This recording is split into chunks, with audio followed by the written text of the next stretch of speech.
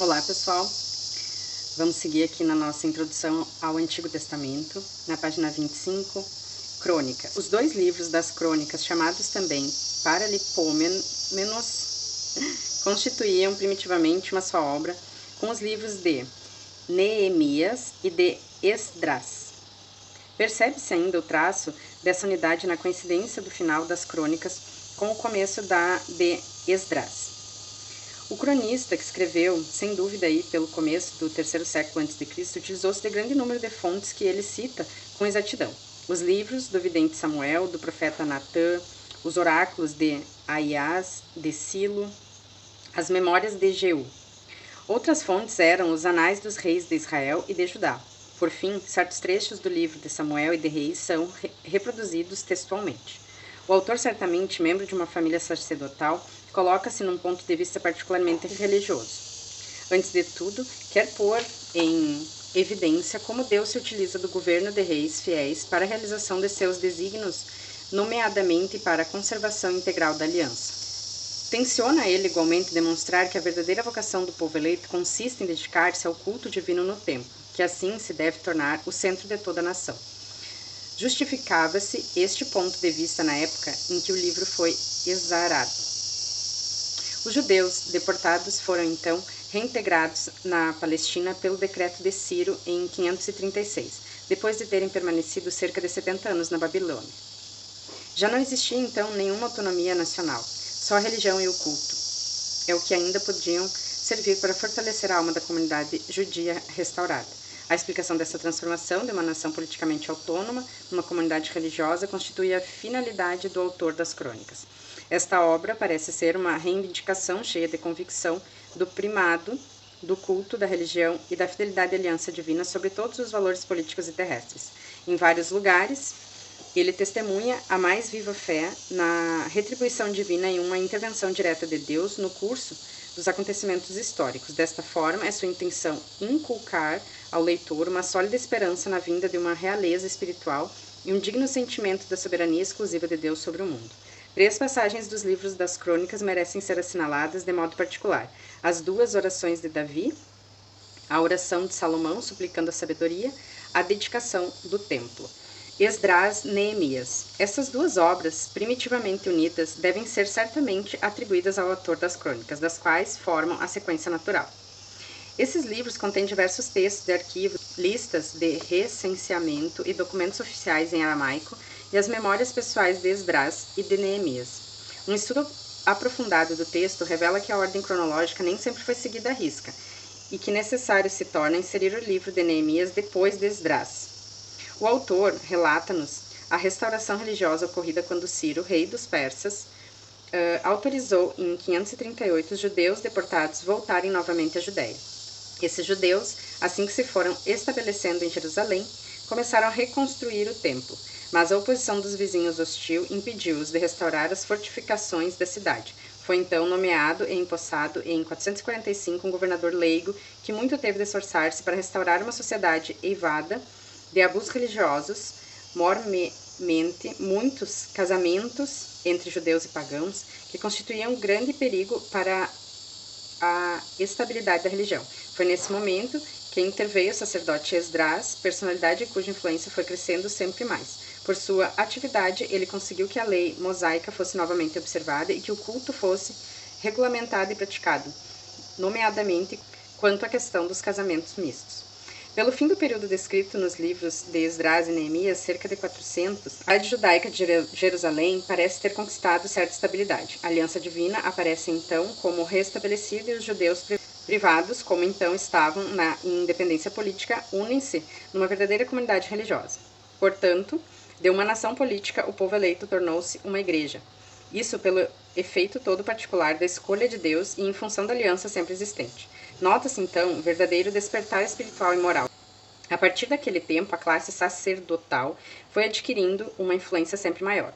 O templo, aos poucos, centralizava a nação toda. O culto alcançou um lugar mais e mais preponderante na vida popular. Assim foi que, pouco a pouco, o judaísmo foi apresentando aquela fisionomia toda particular, qual conhecemos pelas narrações evangélicas. Os judeus insistiam na necessidade de um culto exterior e de uma observância rigorosa da lei. e criaram, assim, aquele deplorável formalismo repassado da hipocrisia religiosa que nos é conhecida pelo nome de farisaísmo. Os fariseus eram homens que se tinham em conta de justos e de santos, unicamente pela observância literal dos ritos cultuais e das regras exteriores da lei. O capítulo 9 de Esdras, bem como a bela oração de Neemias, capítulo 1, são trechos encantadores que merecem ser lidos e meditados. Igualmente, a narração da reconstrução do templo, 4 e 6, e a oração de confissão dos pecados, 9 e 10, são admiráveis. Tobias, Judite, Esther. Esses 3 livros apresentam um aspecto comum que deve ser caracterizado antes de passarmos a uma análise particular de cada um. Não são obras meramente históricas. A intenção dos seus autores é manifesta. Quiseram servir-se de elementos históricos conhecidos como de uma moldura, na qual inseriram, sob uma forma concreta, ensinamentos religiosos. Os fatos verdadeiros, ou mais ou menos fictícios, embelezados, poetizados, são, portanto, apenas um modo de apresentar uma ideia. Nesses livros, lemos o que se pode chamar narrações episódicas ou literatura edificante. O livro de Tobias foi certamente escrito em aramaico na metade do 2º século a.C. O texto primitivo só nos foi conservado em versões gregas e latinas que, por vezes, discordam entre si, como indicam as variantes nas notas de texto. A história de Tobias tem uma grande importância religiosa. Avantaja-se pela comovente evocação do ideal religioso de uma família de israelitas que primavam pela fé. Apresenta-se a história como transcorrida em Nínive, no tempo do exílio. Apreciamos, nessas páginas, a virtude, a piedade, a fidelidade do velho Tobias, postas à prova pela providência divina. E, em seguida, admiramos como essa mesma providência divina tudo encaminha para o seu bem verdadeiro, atendendo às 2 orações feitas simultaneamente pelo ancião cego e pela jovem Sara, infelizmente, como era em seus sucessivos casamentos. É-lhes enviado ao anjo Rafael que conduz o jovem Tobias durante a viagem. Encontrá-lo o remédio para a vista do seu pai, ao mesmo tempo que lhe consegue a esposa que o fará feliz. Em torno deste assunto central vão se inserindo belíssimas notas de profunda riqueza religiosa quanto ao amor de Deus, a piedade filial, a perseverança nas provações, a misericórdia, a esmola, a santidade do casamento. O livro de Tobias é um verdadeiro espelho de um judeu justo, espelho este que se pode aplicar a um cristão quase sem nenhuma transposição. O livro de Judite não nos foi conservado em seu texto hebraico. Resta-nos apenas a sua tradução grega, o autor é ignorado.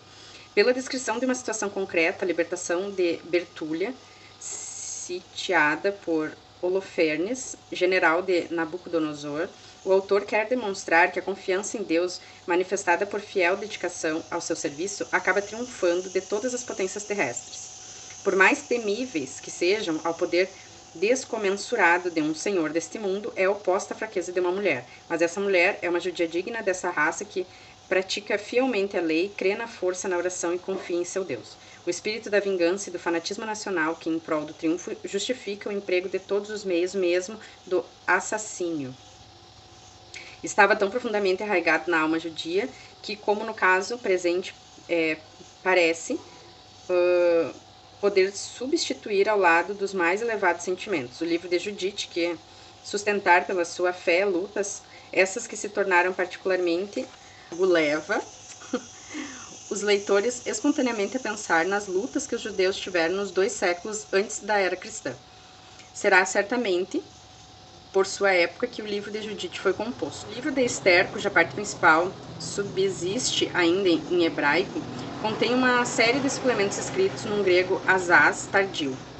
Para explicarmos de onde devem ter procedido esses suplementos, podemos pensar numa tradução independente do texto primitivo ou numa adição de data mais recente. São Jerônimo, quando traduziu a Bíblia para o latim, fim do 4º século da nossa era, colocou esses suplementos num apêndice. A nossa tradução reproduz fielmente essa disposição explicada nas notas que acompanham o texto. O autor é desconhecido, podemos supor que ele tenha vivido no fim do século IV a.C. O livro supõe a época persa, durante a qual os judeus eram dominados e oprimidos por estrangeiros. Lemos aí o célebre episódio do decretado morticínio dos judeus, frustrado pela intercessão da rainha Esther, ao qual se seguiu a tremenda vingança cruel e violenta da parte dos judeus. Depara-se-nos também, nesse livro, esse misto de espírito de vingança e de grande elevação mental. O autor parece ter querido inculcar ao leitor, de um lado, a ideia de que Deus salva seu povo por meio inesperado e irrisórios, de outro lado, o intenso sentimento de patriotismo e de orgulho nacional. Seria pensar mesmo numa verdadeira volta àquele nacionalismo fanático que se foi formado outrora com o crescente poderio político dos dois reinos de Israel e de Judá. Na primeira parte do livro não ocorre nenhuma única vez o nome de Deus. No suplemento, pelo contrário, esta ausência do nome divino é como que corrigida. Entretanto, a ação da providência divina faz-se sentir a cada passo na sucessão dos acontecimentos sempre favoráveis ao povo eleito e que deram lugar à instituição da festa nacional do Purim. Trata-se ainda aqui da vingança da violência e do orgulho nacional. O povo de Deus provou que tinha necessidade de uma redenção para aprender a colocar sua esperança em coisas mais altas. O livro de Tobias pode ser lido e relido, todo ele, sem excetuar trecho algum. No livro de Judite, é particularmente notável a magnífica oração do capítulo 9, no meio da cativante narrativa da libertação de Betúlia. No livro de Esther, podemos ler um proveito das duas orações de Mardoqueu e de Esther, capítulo 13 e 14. E em seguida, a intervenção de Esther junto ao rei Assuero. Os dois livros dos Macabeus. Os dois livros dos Macabeus eram obrigatoriamente dois escritos distintos um do outro. Tem-lhes o sobrenome dado a Judas, filho de Matatias, por ocasião da terrível derrota que infligiu aos inimigos. Esse sobrenome tornou-se hereditário de toda sua família. O primeiro livro de Macabeus estende-se por um período de 40 anos, do ano de 175 até 135. Foi redigido na Palestina no começo do primeiro século antes da nossa era, em hebraico ou aramaico, tendo-se perdido esse texto primitivo. Possuímos hoje apenas um texto grego. Coloca-se o autor num ponto de vista religioso, salientando a predileção divina por Israel, a reação dos judeus que permaneceram fiéis contra o poder sírio que ocupava o seu território e a sua luta contra o paganismo grego que ameaçava invadir a comunidade israelita. Aconteceu isso na época iniciada logo após a morte de Alexandre Magno, em 323. O seu império, por falta de um herdeiro de seu próprio sangue, foi dividido entre os seus generais, passando a Palestina, juntamente com a Síria, a ser dominada pela dinastia dos Seleucos. Um dos seus sucessores, Antíocos Epífanes, esforçou-se para todos os meios por iniciar os judeus no espírito helênico. Surgiu da parte dos judeus a revolta denominada Macabaica. Primeiro, só de caráter religioso, em seguida transformada numa guerra santa da independência, a qual se prolongou por um século, sob a chefia dos descendentes dos Macabeus e terminou por uma verdadeira autonomia nacional. Foram os romanos, sob Pompeu, no ano de 30 a.C., que reduziram definitivamente essa independência e sujeitaram os judeus. Dominados pela força, os judeus alimentavam implacável ódio contra os usurpadores de sua terra e viviam em perene expectativa de uma insurreição.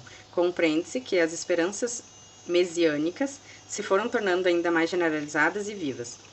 O espírito judaico da época caracteriza-se por um misto de legalismo e nacionalismo, semelhante era o ambiente por ocasião do aparecimento de Jesus Cristo. Nesse livro, salienta-se particularmente os sentimentos da fé, uma fé ardente, acompanhada de um sentido quase exagerado da infinidade de um único Deus, de uma inviolável fidelidade à lei e de um apego fanático à cidade santa de Jerusalém. O segundo livro dos Macabeus, muito diferente do primeiro quanto ao fundo e quanto à forma, narra alguns episódios da primeira parte da luta descrita no livro precedente. A obra foi redigida em grego, mais ou menos no ano 100 a.C., por um judeu que cuidadosamente resumiu um escrito não inspirado composto por Jasson de Cirene no ano 160. O escopo dessa obra é, antes de tudo, a edificação religiosa. Deste modo, temos ante os olhos narrações mais episódicas do que históricas. São-nos apresentados heróis e ações heróicas que testemunham uma fé ardente e viva, que não se arrefece nem mesmo perante o martírio. A sua finalidade é imediata a avivar o sentimento patriótico dos judeus que resistiam em Alexandria. Acha-se nesse segundo livro dos Macabeus o testemunho de uma crença até certo ponto nova nos ensinamentos religiosos dos judeus, a fé na imortalidade da alma. É só nesse livro e no livro da sabedoria que se manifesta esse desenvolvimento na revelação, sendo ele o último a ser escrito antes do Evangelho. A leitura dos livros de Macabeus apresenta menos riqueza em conteúdo religioso do que o resto dos livros históricos. Entretanto, algumas célebres passagens merecem toda a atenção. No primeiro livro são notáveis o retrato de Judas Macabeu, a morte do Antíoco Epífanes, a aliança com os romanos, o governo de Simão. No segundo livro, recomenda-se o prefácio, o episódio de Heliodoro, o martírio de Eleazar e dos 7 irmãos. Livros sapienciais. Jó. O livro de Jó é uma composição literária estreitamente aparentada com o gênero dramático, cuja ação nos é apresentada numa introdução e uma conclusão em prosa que enquadra um longo poema dialogado. O autor, aliás desconhecido, situa sua composição no V século a.C., em lugares e em situações asaz imprecisas. O personagem de Jó era, para os antigos israelitas, uma figura tipo o justo sofredor. O assunto do poema é o problema do sofrimento. 3 amigos, aos quais mais tarde se ajunta um quarto, apresenta-se a Jó para consolá-lo em suas desgraças. Inopinadamente, ele se vira, privado de todos os seus bens e de seus próprios filhos ao mesmo tempo que atingido em sua própria saúde. Os amigos de Jó representam as ideias correntes em Israel. O sofrimento é um castigo, todo homem é pecador, apenas, porém, com uma ideia nova, a da missão educativa e purificativa do sofrimento. O problema, embora ventilado de todos os lados, permanece sem solução. As piedosas e inofensivas consolações que os amigos propõem ao patriarca em seus sofrimentos, Jó responde por uma afirmação de sua inocência e por um apelo incessante feito a Deus, do qual sabe perfeitamente que precedem as suas provações. Deus mesmo entra em cena, responde a Jó, reconhecendo que ele é um justo, mas que não procedeu com bastante retidão, pretendendo perscrutar os desígnios de Deus. Enviando provações aos homens, o Senhor é, ao mesmo tempo, justiça e bondade. Ao homem toca humilhar-se com paciência e esperança na sua presença, sem querer desvendar os planos misteriosos do Criador. Portanto, o problema do sofrimento não foi resolvido totalmente. Cumpria ao homem esperar a satisfatória solução que lhe foi dada pela voluntária paixão e morte de Jesus Cristo. Só então é que a mente humana poderia descobrir o sentido divino e eterno do sofrimento e tirar dele não só a conformidade com os decretos divinos, mas ainda a verdadeira paz e consolações celestiais. Esse poema, composto num estilo totalmente oriental, estende-se longamente em discursos extenuantes. Entretanto, alguns capítulos podem ser enumerados entre as composições mais belas de toda a Bíblia. Tais são o prólogo, a primeira queixa de Jó, as lamentações do justo, o apelo a Deus, as obras de Deus e seu governo, as palavras de Deus sobre as maravilhas da criação. Amanhã seguimos em Salmos.